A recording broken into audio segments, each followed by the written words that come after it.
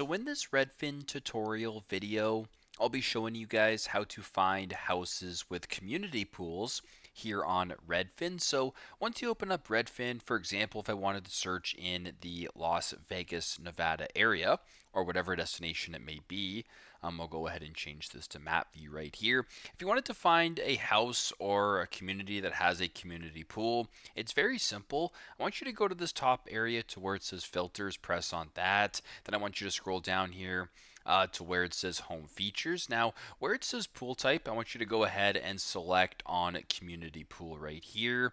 Once that is done, I want you to go to the bottom right and press on search. Now, what you're going to be seeing is a refined search to listings that will offer a community pool of some kind. So very simple, very straightforward. This is how to find houses with community pools in them here on Redfin. Thanks again for watching, and I hope this video helps.